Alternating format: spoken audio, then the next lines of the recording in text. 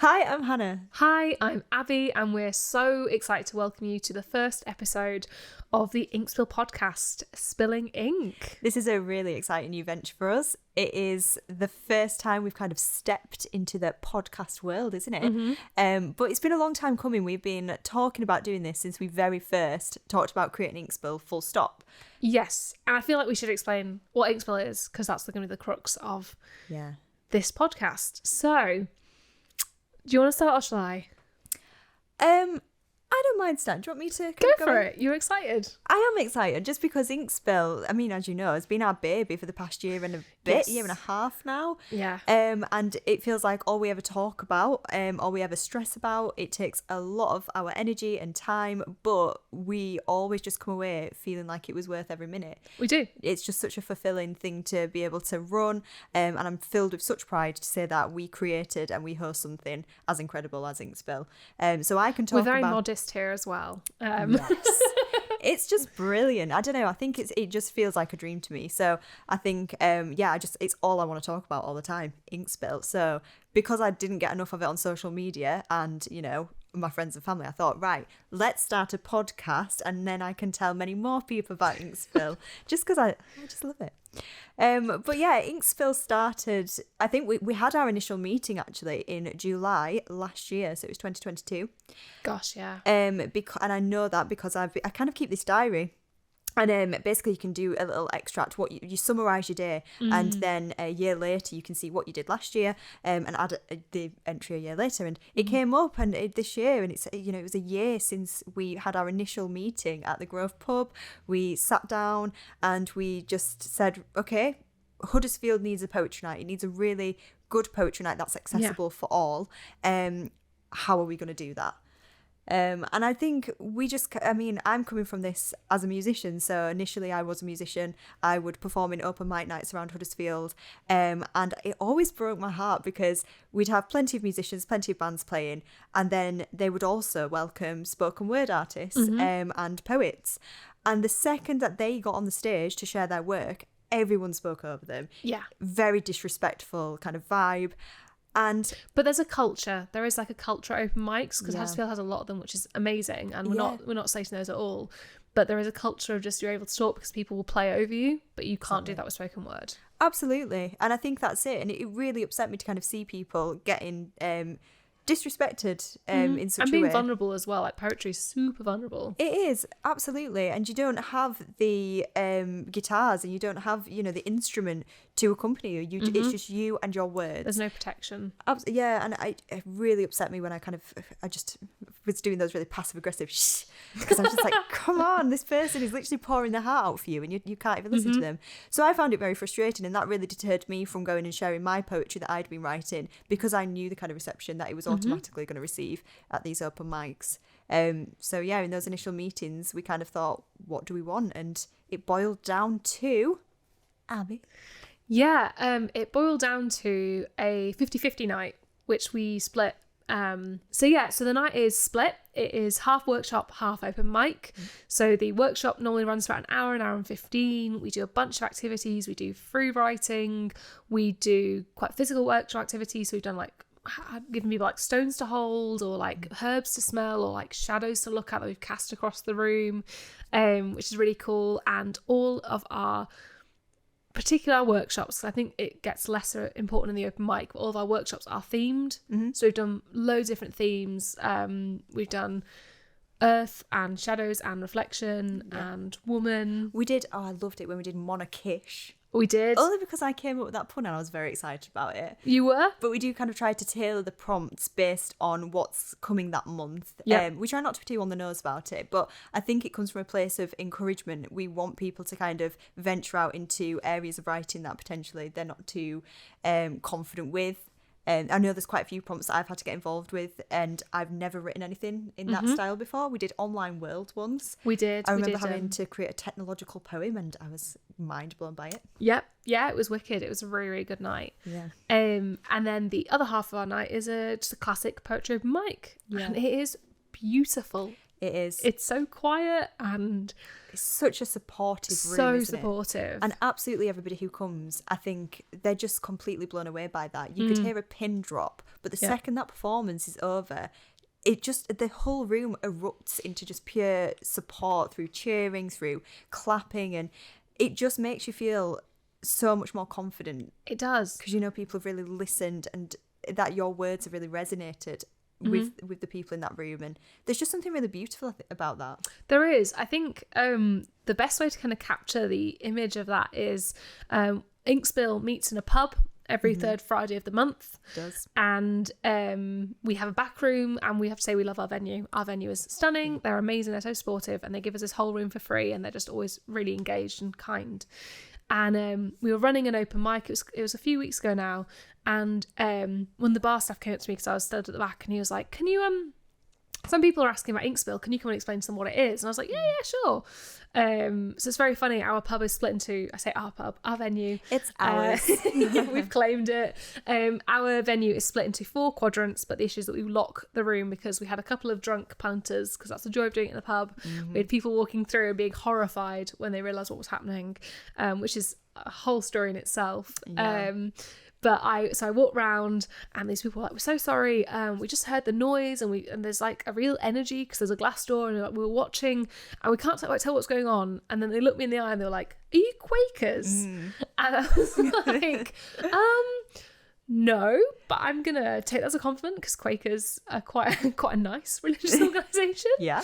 An interesting place to gather on a Friday night if we were Quakers. Absolutely evangelising, getting out in the real world and stuff. We love to see it. Yeah. But yeah, that was really interesting to me, that kind of energy sort of transcended into the other room, and people were like, the only way we can translate this is through that reference, which was super interesting. Yeah, and I think as well that goes to show just how impactful Inkspill has been. As we say, we hold it in a pub.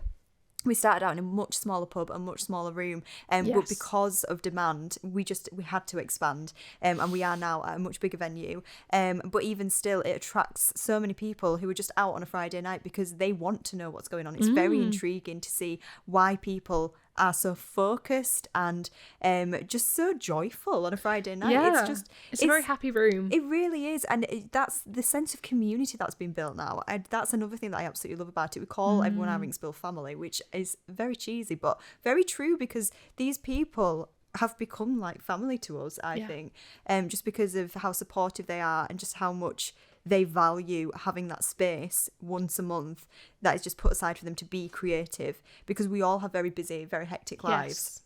And just the beauty of having one evening a month that is dedicated to your creative process and working on something that inspires you. There's something really special and something really valuable about that.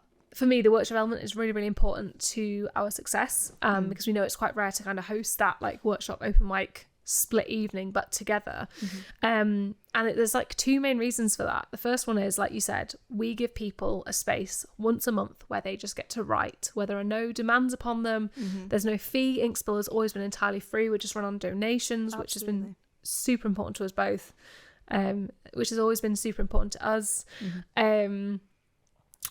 And yeah, we just give people this space to just kind of relax. Also, there's no need to plan, there's no need to prep. They just show up and we give them the support and the activities and the inspiration to just write whatever they want to write, which is always so cool. The work that comes out is incredible. And the varied work that comes out is incredible. So interesting that people can get the same source and just like deviate hugely. And the second element for me is that because we give people a place to write and prep, there are a lot more people who I don't think would have performed open mic without that time. Oh, absolutely not. Because life is so busy and so demanding, and writing and creativity often is like the last, it's, you know, like people don't want to be sat writing, well, maybe not everyone. Some people might enjoy writing a 60,000 word novel for fun, but a lot of people just do not have the time or capacity for that. And that was something that we were really passionate about, is giving people space to write and then space to perform that. Yeah. And they share beautiful work, and everyone is as slowly relaxed on being. They'll introduce it initially, and they'll be like, "Oh, I wrote this earlier about this thing, and it's not very good, but I just want to share it." And then by the end, they're just like, "I wrote this tonight. I like it. It's not anywhere finished yet, but this is what I want to share with you. And it's so incredible to watch these little personal journeys that people go through, either over a night or a series of nights. It really is. And I think we've just got so many people there who we've seen undertake that journey. I mean, we were talking to 2 of our Inkspool regulars who have been coming since the very beginning. They were just people who were drinking at the pub. They'd just go to the pub every Friday night, and they just happened upon a poetry night. And since that very first night, they have religiously come month in, month out. And when they didn't come, they sent us a formal apology, which was like the sweetest message to receive. It was absolutely lovely. Either that, or I've been far too teachery and they feel like they need to get a note to Miss Inkspool. But you know, it's signed fine. by my mum. Yeah, but I mean, DT for you. But no, so we I think that was really, really lovely for us to hear, because this person had never picked up a pen before, and yet they were using Inkspool as an opportunity to explore some really deep embedded emotions, I feel, and they became so kind of what do I want to say? Passionate. Yes, they became so passionate about writing poetry that they even said they have a notebook in every room of the house. And just to hear that, to say they've gone from never writing before to now having to have a notebook on hand at all times in case they become inspired, that's just amazing, isn't it? I mean, I cried. I'm a crier. You are a crier, but I mean, I had an internal tear. Yeah. But yeah, it's just lovely, the impact that it's made and the fact that it resonates and is with so many people.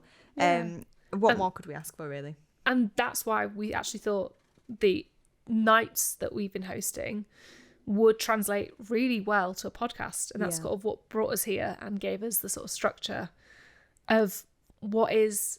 I think we're saying it's a year-long project. We're going to give it a year. 2024 is our year of the podcast. And we're going to see how it goes. So shall we explain how that's going to look? Yeah, definitely, because I think with Inkspool it has very much been you and I leading it, but what I'm really excited about with this podcast is we're opening it up, aren't we? Yes. So yeah, speak to us, Abby. Speak to us. Tell us how it's going to go down. So we both work full time. We cannot do a podcast, even though I'm sure we'd love to if we had the time, energy and resources. Absolutely. We cannot do a podcast every week of the year. No. That's just unrealistic. So instead what we're doing is we're having 4 seasons of 4 episodes. This is a bonus episode. This is just a little Christmas special to get you in the mood for what's coming in the new year. But there's no Mariah Carey because she's far too expensive. We looked her up on Fiverr and we couldn't afford her. It wasn't for us. Unless you want to go big on the donations this year, guys, we'll take that. That's what we're spending it on. That's our Christmas special. You thought it was gone on Sharpie markers? Nay. No, I love that. So yeah, we're going to have 4 episodes, 4 seasons. Each season will be themed around a different stage of a creative project, because what we want to do and what we're going to do alongside this podcast is write a project alongside it and use the resources and the information we learn from the podcast and share in the podcast to inspire and help us progress. So each season will have a different theme, and there'll be 4 episodes. The first episode of each season will just be us. Yep. Talking about how we respond to stuff creatively. Yep, a good old chinwag. The second episode will be with a poet, because we love poets and we're very, very lucky to be surrounded in the North by incredible poets that we want to make use of and enjoy working with. The third episode will focus on any literary profession. We have some really exciting industry specialists. Yeah. It's not just poets and authors that we have lined up. We have quite a variety this year. It's varied, and I think that's brilliant, because Inkspool is very poetry based, but we have always been open to all forms of literature, so I'm excited that we're pushing that in the podcast a little bit more. Yeah, and it's something you're really passionate about, is making sure that we had a non-poetry specific element to this podcast, which I think is awesome. Brilliant, yeah. And the 4th episode will focus on writing for mental health and using writing as a creative outlet for really big, scary emotions and experiences. So we'll be inviting in loads of really exciting people who either perform and create to share big emotions and experiences, or we'll be bringing in sort of specialists or charities who use it to support other people to process their own stuff. So that's the way the 4 episodes are going to work. Shall we break down what the seasons are going to be? Would you like to take winter? Yeah, definitely. So I think Abby's obviously touched on the fact that we're going to have a variety of guests coming in from different backgrounds and different areas of, expertise, really. However, they're all going to be relevant to the season and the stage of the process in which we'll be discussing. So we'll break that down a little bit now. Winter is going to be all about the initial kind of writing stage. So it's going to be about idea mapping. It's going to be about creating a first draft. It's very much just kind of getting together and piecing together the initial project that you're wanting to work on throughout the year. So it might be getting just the skeleton of the novel you've been thinking about down on paper. It's about maybe just starting to piece ideas together of a collection of poetry that you've been considering writing. So it's about just setting off, really, getting off the mark and seeing what you come up with, what particularly inspires you. But that can in itself be a really daunting and overwhelming task. Where do you begin? If you've had these ideas floating about in your head for a while, how do you just pin one down and say, this is what I'm going to focus on? Yeah. So it's very much about getting your idea together, getting your first draft put together. And then we are going to move on to spring. Yeah, spring is about editing, which is my least favourite thing to do. But it's the most important. It's everybody's least favourite thing to do. I knew you were going to say that, yeah. Yes, because I'm the teacher in this duo. And you've got to proofread your work, kids. Anyway, carry on. I totally agree. It's super important and it's something I massively neglect. And it's why when I run the project alongside this podcast, I will be... I don't want to say dragging my heels for spring. I'm going to say I'm going to actually engage with it and do it properly and use that time to create something. Yeah. So, yeah, spring is about editing. It's about whether you have the bones of your first novel and you want to flesh it out. It's whether you need to actually, it's, huge, you need to come back to the start of stuff. It's whether you need to be economical with use of language and like reduce stuff, or whether you need to actually expand something. Spring is going to be about editing and polishing your work. Yeah, and I think it's a really good opportunity during that editing phase to think about your long-term plans with that piece of writing. Where do you see it going? What kind of success do you want from it? Because people measure success in very different ways. Hugely. Is success for you just getting on stage and performing that piece in front of others? Is success for you getting published? Is it being published by a small press? Is it an independent press you want to go down? Is it just self-publication? Do you actually want to hit the big boys? Big what? The big something. Do you want to hit the big publishing houses? The big publishing houses, yeah. So it's thinking about the piece of writing that you've created. Where do you see that sitting? Because the editing process is crucial for that moment. It is, and I just want to quickly add that all that stuff is great. But also, if you're editing this to share it with a friend, with a partner, on social media, whatever you want to do with it, there is no limit too small or too big for that. But you're definitely right. Part of editing is definitely looking to where it's going, and I like the fact we're going to make room for that. Yeah, definitely. And I think as well, what I'm really looking forward to, as we are going to be doing this alongside, so we're going to be creating our projects with you and updating you on where we're at, it's going to hold us accountable. So Abby doesn't like editing her work. Well, she's gonna do it. She is. She's gonna do it. And then what we're gonna do in summer, Hannah? So summer is all about kind of getting that piece of work out there. So you should have this finished, kind of polished project ready to go by this point. It's about performing it. It's about getting it out into the world. It's about circulating it. So we're going to very much be thinking about marketing here. This is where your area of expertise is going to be crucial. And yeah, thinking about how to sell yourself as a creative writer in this hugely saturated industry. So yeah, summer, all about sharing, takes us into cozy, warm autumn, which is all about reflection. It is all about taking the time to readdress your writing, readdress your goals, reflect on what you've created in this year. Yeah. Because I think, and I hope that people who create alongside us with this podcast are going to end up with some beautiful projects in whatever level or quality that you feel comfortable with. This is always about what you want to create and what you want to make.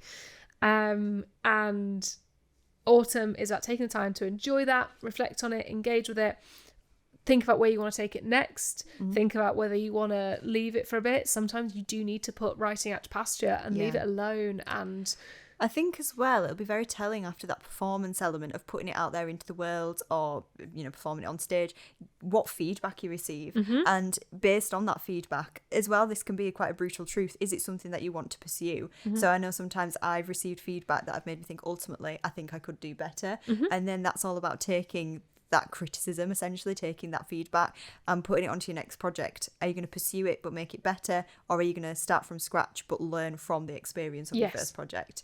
So yeah, reflection is definitely just as crucial an element as any of it. So 100%. Exactly. So it's going to be cyclical, because hopefully then, if it goes well, we will then be back at you with the next winter with the next project. So yeah, that's what I'm saying. We just wanted it for a year. I think if it goes well, it could get extended. But for now, it's nice for us to have like a nice end goal. That, I mean, by this time next year, which is so exciting to say, we could have projects and a complete podcast. We've got really big plans for Inkspill this year as well, so I think it's going to be really nice to have the podcast lining our Inkspill journey for the next year too, just because we've got festivals planned. Yes. We've got ideas of getting out there into the community. We really want to get some more funding, aren't we? So it'd be good to document Inkspill's some more progression. funding. Any funding. We'll take some anything. Money As would be very mentioned, helpful. Mariah, expensive. We're thinking of next Christmas now. Yeah. But yeah, no, I think it's going to be really exciting to keep you updated with Inkspill as well. So if you are listening to this and you're not from the area, it would be really nice for you to still keep up with Inkspill too, wouldn't it? Yeah, 100%. Another thing as well that we're going to be incorporating into the podcast episodes that we haven't mentioned, we are still going to be keeping the creative writing side of things. Yes. So at the end totally of each episode, we're going to leave you with a creative writing challenge or prompt to be working on until the release of the next episode. So again, we're keeping up with the writing workshop element. Yeah, to support you creating a project alongside. Yeah. Something we haven't discussed, which maybe we'll talk about now lightly, is that we are going to both agree to write a project alongside this. I'm not joking when I say we haven't discussed this. We truly haven't. Abby's about to tell me I've got to write a novel. No. Don't wanna. I do. I really do. I know you do. I haven't got time. Maybe something for the January episodes is we will declare our projects publicly. Gosh. Name Name and shame it. To make it deliverable. Yeah. And And to hold us accountable. That's what we need, really. we 100% do. It is. We like I said earlier, we both work full time. It's very easy for writing to slip off for us.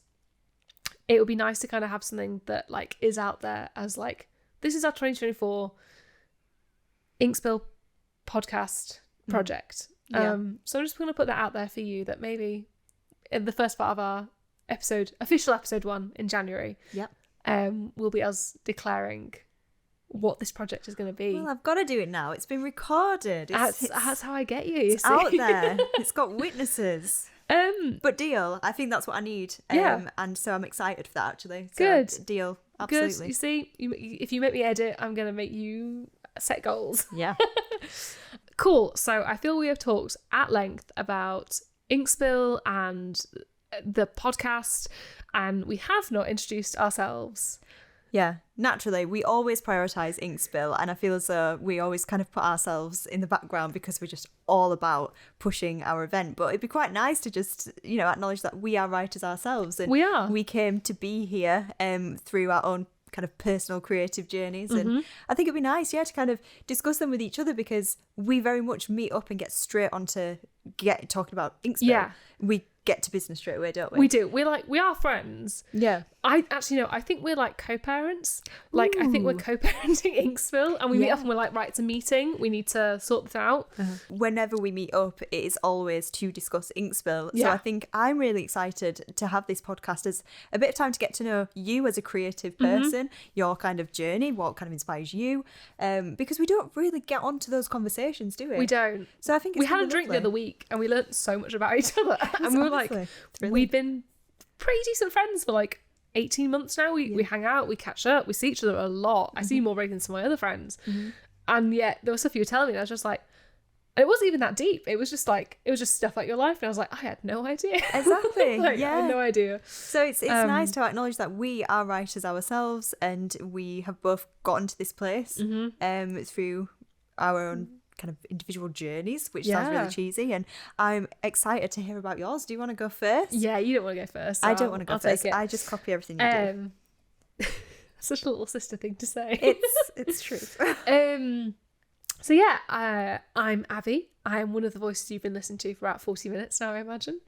Yeah, I'm Abby. I work in marketing, which is, I think we both have very stereotypical English lit grad careers. Unfortunately. Spoiler alert.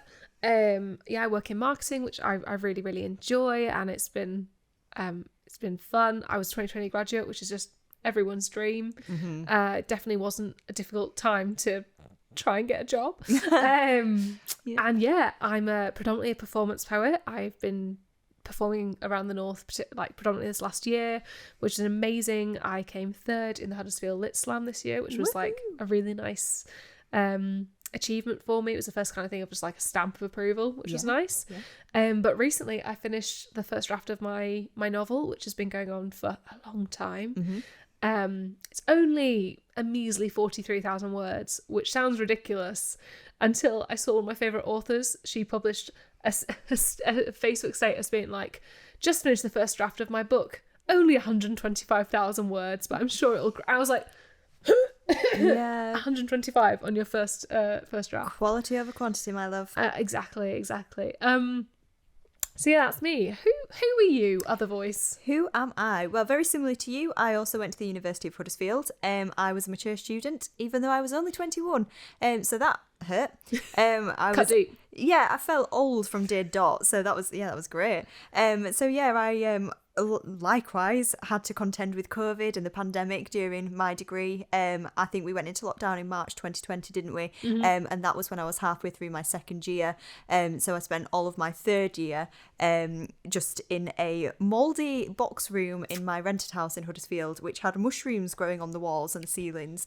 Delicious. So, you are vegan, so... I mean, yeah, just natural grub growing off the walls. What more could you want? But took pick and mix to a whole new level. So yeah, it was pretty bleak, and it was really anticlimactic because I finished the degree, so anticlimactic. And then you just kind of click a button to get you've passed, that you've got your degree. I was in final year. I had an extension because it was final year in a global pandemic. I had an extension. I submitted on the Thursday about like 5 o'clock, let's say, and by the Friday morning I had all of my final year grades back. And I just opened an email and was like, oh it's done. And it's such a pivotal moment, I think, in life, isn't it? And that moment where you kind of go with your dissertation and you hand it in, and you just get this real feel of pride. I didn't have a dissertation, so yeah, exactly. It was great. You didn't actually do? No, I did English lit and creative writing. Yes, I know. So I had a friend who did that, and she didn't have the dissertation. Great. So we were all kind of tearing our hair out, and she was like, "It's fine, guys." But yeah, so we very much just pressed a button, got our grades, and then that was kind of it. So I never and really... When did you graduate? It's like officially, because my ceremony was in 22. Yeah, I remember it being I remember graduating and it feeling so weird because it'd been so long since I'd finished the course. Was it close to your master's one? I was finishing my master's when I graduated from my undergrad. So it all just felt mixed up. And I as a result of that, I just never felt like I got closure on that kind of time in my life. I'm not sure if you feel the same way. Definitely not. I occasionally I got a first into conversations because I never get to tell anyone. You don't get to celebrate that as well. And my family were great. Yeah. We had a nice time, but it wasn't like a... Exactly. And I think my sister and I, we were the first people in our family to go to university as well. So there was quite a lot of the kind of university setting that my parents didn't understand. And I remember one of the very first grades I got a 72%. Very nice. Which is obviously a first. It is. Very exciting.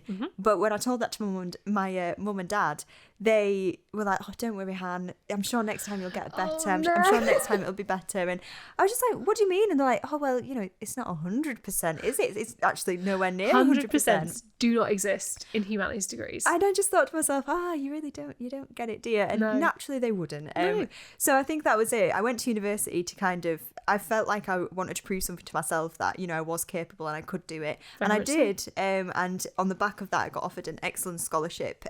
So I also got first and got invited to go and study a master's degree at the Manchester Writing School, which was founded by Caroline Duffy. I shared an awkward elevator ride with her many a time. She is a hoot. And yeah, so that was, oh God, that was amazing. I was kind of rubbing shoulders with these literary greats, and I just felt so honoured that every time I went there. And yeah, had the best year studying creative writing there. Yeah, so coming out of my master's, I became a poet in residence. So I was working with schools in deprived areas, and we were kind of encouraging them to write poetry themselves. And it was such an inspiring time for me. I just enjoyed every moment of it, and it gave me this thirst for inspiring younger people, and showing them that poetry is for them, writing can be for them. And I just loved putting creativity back in the classroom. So I decided to become a teacher. I finished my master's. Freelance writing wasn't really going anywhere for me. I was doing lots and lots of copywriting. I was getting very little in return. I needed something more stable. So I decided to go into education. And that's where you find me now. How's that going for you, Hannah?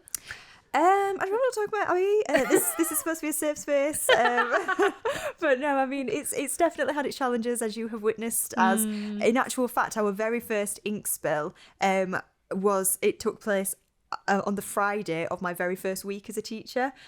So did it? Yeah. So Wow. Oh no, sorry, our second ink spill. I was going to say, the first one was in August. Yeah. So I was a bit horrified they got me in summer. No, so our second ink spill took place on the Friday of my first week. So I'd had 5 days in the classroom of what can only be described as pure terror. I had no idea what I was doing. The kids knew that. I had quite a few experiences that I will write in my memoirs when I am 80 and reflective. But yeah, so it's been a roller coaster, and I'm sure I'll discuss that in more detail over the coming episodes. Another time. But I've got lots of things, lots of stories to tell in relation to that. But in my spare time, I'm a poet and I'm a writer and I'm a musician, and I find that they all kind of work together quite nicely. So yeah, that's me. Who's a big influence on you, like writing wise? Don't have a poet, but like. Who's an influence? Who inspires me? Yeah. So I think my work, I very much try to capture real life. I'm fascinated by reality. I'm fascinated by people. I love telling people stories. I come from a very working class background, and I really don't feel as though I've seen an accurate portrayal of real modern working class struggles. It's always very gritty. Yeah. And intense. Yeah. And there's no kind of like normalization of working class work. I think as well, when you think about working class culture, people straight away think Royal Family, Last of the Summer Wine, these sitcoms where it's kind of humorous and laughing almost at working class people. Yeah, it's opening the door to laugh at them, definitely. It definitely is, yeah. Whereas I want to actually show the struggle, I want to show the joy, the hope, and the kind of spirit of these communities that I've grown up in. So that's the route I go down. So in that sense, I've been really inspired by people such as Alan Bennett. Classic. Oh, classic, yeah. Really enjoy the work of Bernardine Evaristo at the moment. I try to capture multiple perspectives in my work. She is the queen of that. I also read some Carson McCullers, an American author, but again, really, really good at capturing the struggles of everyday people. And I think just this, I'm going to get a bit corny for a minute, but I think for me, the sole reason I got into writing in the first place is because of my husband Ben. And when I met him, he still is a musician. He was a singer-songwriter, and through songwriting with him, that inspired me to then start writing poetry. And he's always been just so supportive in terms of supporting my creativity, giving me the space to write. He's kind of been my crutch throughout life, so that I can have that freedom, that creative space that I need. And he's always encouraged me to take it. So he's definitely allowed me to get to the place that I am now. So he's thanks, lovely. Ben. He's Shout out lovely. to Ben. We like Ben a lot in this. It's funny, I don't know why, and this is, maybe going off the record here, but I, for some reason, have given him the pet name of Boob. And I keep calling him Boob. And it's that was about to come out, and I was like, thanks, Boob. Don't know. Anyway. Long live. So, I'm back at you. Your creative kind of influences. Yeah, a massive influence for me is probably the Caroline Duffy to Sylvia Plath pipeline that I feel a lot of particularly female writers go through. Yeah. Not exclusively, but I think predominantly. I think Caroline Duffy captured a generation when she got put on the poetry syllabus at school. I think she was kind of our Rupi Kaur to a certain degree for like young feminists. She's definitely like more advanced, more developed than Rupi Kaur, but she was on some syllabus at school, and I was like, this is the first time I've read something and understood it, because underpinning all of my writing is the fact that I'm dyslexic. I do probably have ADHD. I'm waiting for the official checkbox on that, but I think it's probably likely. And writing and reading never ever came easy to me. I literally, my parents used to have to like hold me down to do my school reading because I was so like I couldn't understand. It's taken a long time to develop various coping mechanisms, and it's actually very ironic that I am a writer now and very passionate about writing. And accessibility to writing is always something I've been super passionate about.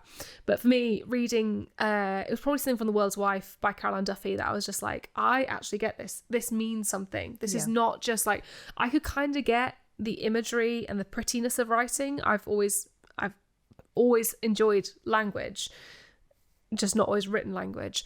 It's one of the best collections I've ever read. It's a huge, huge influence to me. I think it made feminism accessible, it made poetry accessible. It's just beautiful, and it's really powerful, and it's really understandable and relatable. It's just brilliant. And for me, Caroline Duffy led me to Sylvia Plath, which led me to a whole host of other feminist poets. I do read Ted Hughes. I do enjoy stuff. I love Birthday Letters, and that's my favourite. But a massive influence to me this last year has been the fact that I've been doing multiple poetry nights, open mic nights, spoken word nights, just events up in the north, and I have met so many incredible poets. It's so refreshing to have spent so much time this year surrounded by really talented poets who are often published. I want to give a shout out to Anthony Dunn. He's one of my new favourite poets. He runs People's Power Press over in Saltaire. I have his collection Take This One to Bed, which I gave 5 stars on Goodreads. I think it's absolutely beautiful. I think it's one of the best collections I've ever read, and it's just incredibly delicate and yet substantial. Incredible. Another poet I want to have a moment with is Charlotte Wetton. I met her at a poetry event in Wakefield. I have her collection Accessioning, which is about museum exhibits and taking inspiration from them and making them into poems. It's done so well. Those two have been massive influence because I've met them, and it makes poetry so tangible. So yeah, that's a bit about both of us. Which is quite nice. No, definitely. And it's really nice to kind of see, because a lot of the time we become who inspires us, essentially, don't we? So yes. And I should always say Hannah inspires me massively. I inspire Abby massively. My God, I can't listen to this. She's off. So yeah, that's a bit of an introduction to us who have been talking for a while now. Hannah, I want to ask, if you had to sum up your writing in 3 words, what would they be? So I'm going to tackle this question, Abby, as if we haven't rehearsed our answer already, and I'm just springing these 3 words off the top of my head. But Abby and I actually discussed this in depth, and it's something that was supposed to just be a quick question ended up going on for about an hour, because I think we cover quite a few bases in our writing. So mine boiled down to it's brutal, it's honest, but it's hopeful. Brutal because I think there are certain truths that only poetry can communicate. I think honest because people's stories need to be told, and quite often the microphones are held to the wrong people, I feel. So I'm really interested in holding up that mic to those who need it. But hopeful because there is hope. There's always hope, and you'll see that in every community, in every nook and cranny of the country, there's always hope for tomorrow, and no matter how hard things get. And I think that's especially true around here. Yeah, we love our area, but it has its moments. And it takes its toll on people creatively, and also just in day-to-day life, just getting by. So definitely those 3 words for me. What about you, Abby? 3 words. Well, me, yes. So my 3 words, I think, are quite similar. I think we are quite similar poets in a lot of ways. So I have truthful. I am quite a political poet. I tackle, I think, quite serious / major issues in the work I create and the work I share. Definitely. I definitely don't try and shy away, and I also try and engage with perspectives that you don't often see wherever I can. I would say reflexive. There's a real element of my work that is about learning lessons from history so we aren't doomed to repeat them, which feels particularly pertinent at the moment. Yep. And is definitely something I hold to myself. There's a show called The Good Place, which is a massive influence on me, just morally the person, which is about you cannot be a perfect person. You can only ever work to be a better one. I think if we work to be perfect, we will inherently not be truthful to ourselves. Whereas if you're working to be better, and that doesn't always mean being kinder or nicer, it actually means being better. It means being honest, it means being truthful, it means being fair, it means not shying away from the hard stuff, which I think a lot of people do because I think it gives them an easier time, but it very much doesn't, in my opinion. Yeah, not shying away from the conversations that have to be had. And I think you do that in your poetry. You create conversations that otherwise wouldn't be had. And they're crucial, they're important conversations. They shine light on very important topics, which I think is, well, that's incredible. That's all anyone could ever want to do. Literature can change the world, and you're doing it 1 poem at a time. Oh, thank you, Hannah. She said nice things about you earlier. And my last one would be optimistic. That in the same way for you, there is always hope. I think we both are passionate about being hopeful, optimistic, positive, always working on growing. We are not perfect people. We are always trying to be good people. We are. In whatever sense that we can have the ability to do. And that's all that anyone should be working towards, really. And I think often people find being good or perfect easier than being better. And that's something that I think we both try and capture in our work to encourage people. Like we both cover brutal, intense subjects, but we both offer them with like kindness and like, yeah, this is what's now, but what could be better. That's exactly it. I think each poem that we create and perform, it boils down to this idea of we could be better. There is hope, there is that optimism, and that always applies to us as well. I think we are very, very, we're closely entwined in that sense, aren't we? In that's the ultimate message, the ultimate kind of hope. That kind of that message gets across to people. And I think this question rounds us off really nicely for this introductory episode, because obviously we are just wanting to lay the foundations, let people know what to expect. But we talked about success earlier on. We did. And success as a concept in writing can look different to other people, can't it? Yeah. I think there's this idea that you're not successful unless you're a bestseller, or you're not a successful writer unless your books are all over the shelves of Waterstones. I think that's definitely how my family perceive writing. So that's quite a challenge for me, kind of having that pressure upon me that unless that happens, I'm actually not likely to be taken seriously by them as a writer. So I think it's quite interesting for us to think about what success looks like to us, so we can kind of monitor that as this year goes on. So what is success for you? Is success? What does it look like? I would love to work full-time as a writer or as a creative facilitator or as a performance poet. I would love to make my living off of that. However, I think I saw a stat that was like only 19% of writers in the UK actually are full-time and able to make enough money from their writing to do it full-time. I think the issue is the vast majority of it is freelance, isn't it? Yes. And it's so unstable. Yep, and it's exhausting because it's all on your own back. It's hard to maintain. That would be huge, and that is definitely something I'd love to work towards. In the immediate sense, there's two sides to this. There's one side where I'd like to be published in magazines or in collections or something physical. I would love something physical in whatever sense.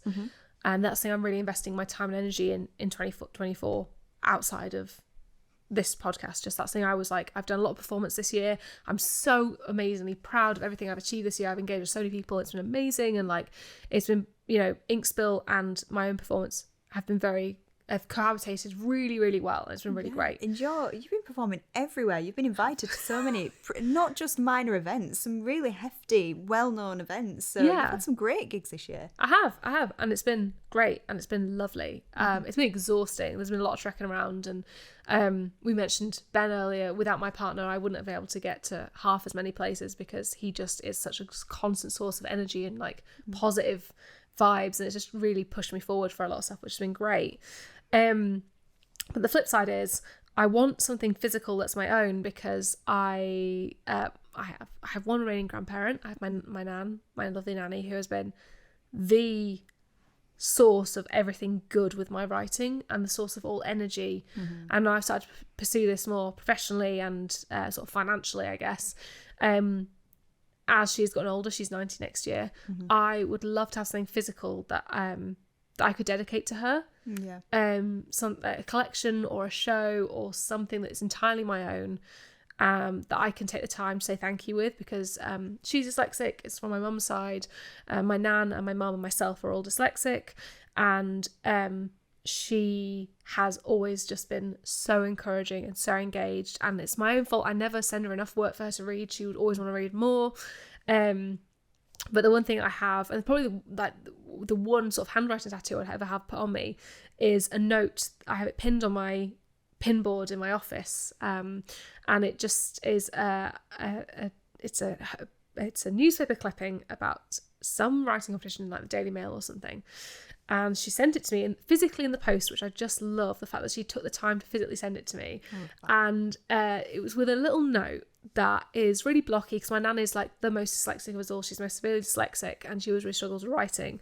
And I don't know the note verbatim, but it basically says like, "Hi Abby, I saw this and thought of you. I think you can do it, and there's nothing like lost if you don't try, and I hope you will try.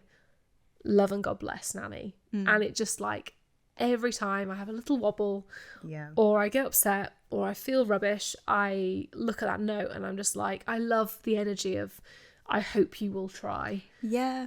And it's that idea that somebody has faith in you. Yeah, undying, to the point that she could have taken a picture and sent it to me with, you know, I've got her on like Messenger and stuff, or she would text me, but she physically sent me that letter with a handwritten note, just to say, I hope you will try. And that's definitely something that's applied a lot this year, but I think I would love something physical that's entirely my own to show her and say, look, I didn't just try, I did.